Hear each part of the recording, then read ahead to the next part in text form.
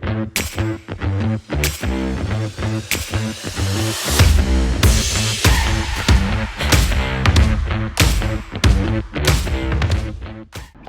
so we're heading to Rainbow Ryders hot air balloon ride down in Phoenix today.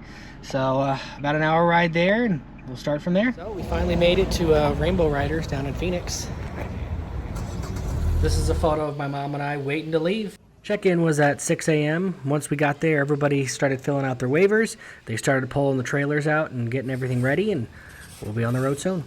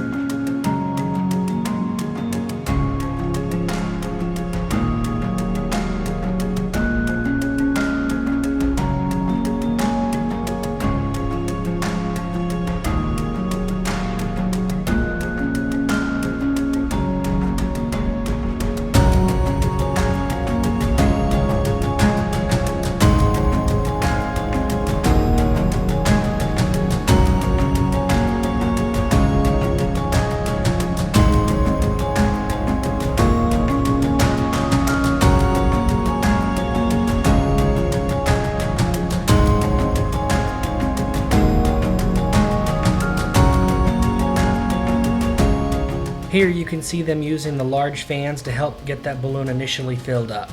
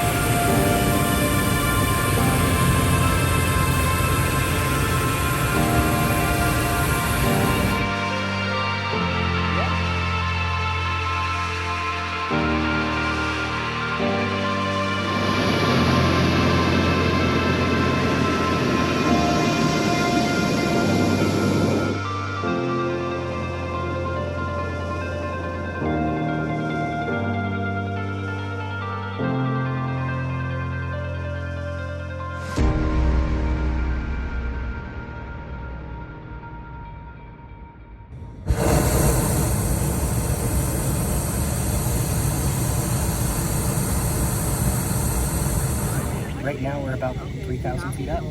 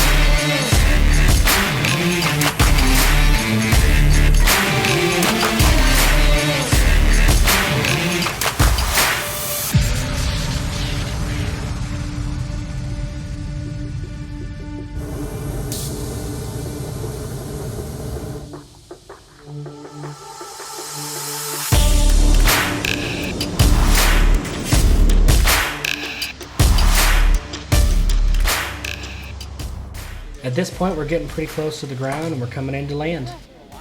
At this point, our pilot Jeff decided to surprise everyone with a little bit of comedy. What do I do now? Somebody's here. I can't wait to show you the look on your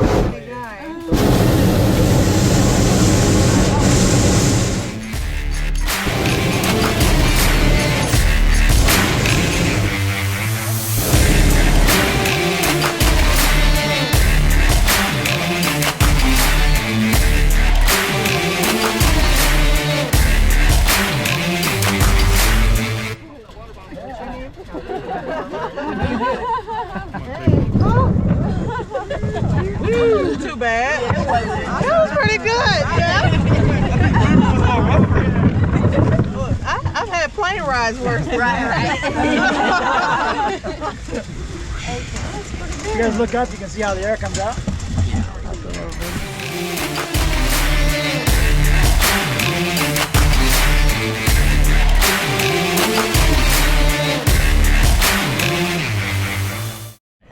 Right. That's cool. I don't even know what we're talking about. So Boulogne began in the vineyards of France. There were two brothers named Joseph and Etienne Montgolfier, and they owned a paper factory. And they were noticing one day how the smoke would rise out of the factory, so the two brothers thought if they built a great big balloon and filled it with smoke, they could be the first to ever fly. And this was 120 years before the Wright brothers flew.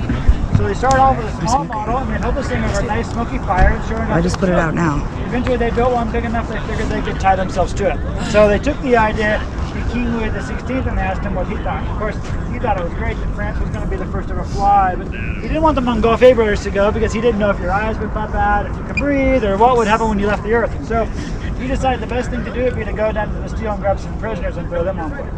He figured if they survived, they could start running, and if they didn't, even better. Well, luckily, he was convinced to send farm animals. Much like we sent the monkeys into outer space, he decided to send a duck, a rooster, and a sheep into the air for the very first time. They put the animals in cages, held the balloon over a nice smoky fire, and sure enough, this thing started tugging the ropes. They cut the ropes loose and shot off across the French countryside. Now, if you envision yourself a peasant in 1783, you're out tending the fields, you turn around and there's this thing the size of a house, belching black smoke and making farm animal noises, comes crashing into the vineyards, knocking over the vines, catching things on fire. The first thing you're going to think is, that must be a fire-breathing dragon, you know, or an act of Satan or something. So they all grabbed their pitchforks and their scythes, went to go kill it and set the animals free. When the Montgolfier brothers saw this happen, so they ran down and gathered everything up, took it back to the king and told him that the flying was great. The animals survived. We're pretty sure we can survive above the earth. The only problem was the farmers revolted when we landed. So we need to figure out a way to please these farmers. We don't want to have to build a new balloon every time we want to go do this. So the king thought about it for a little bit.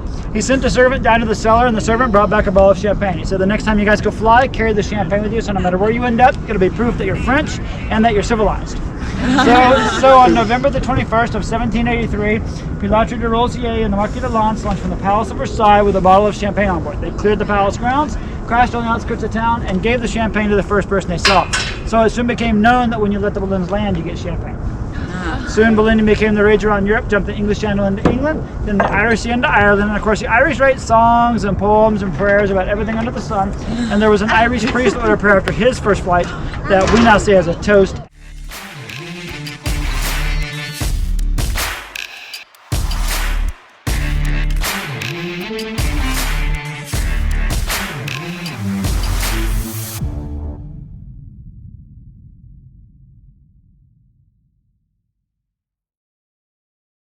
After the trailer and everything was loaded up, we made it back to the storefront. I ended up talking to the pilot, and he was able to give me a screenshot of the route the balloon ended up taking. So the green dot is where we ended up taking off, and you can see we quickly gained elevation up to about 4,500 feet, and then we slowly kind of worked our way down to where we ended up landing. Once we got back, we looked at their little gift shop area. They had hats, t-shirts, sweatshirts, Christmas ornaments, stickers, a little bit of everything. So we ended up buying a couple things, but you'll just have to go down there and see when you schedule your flight. Definitely something I would recommend. Had a great time. Everyone was super friendly. If you're thinking about doing it, schedule a flight and make it happen. Well, that's it for today's adventure. Like and subscribe to see what I get into next.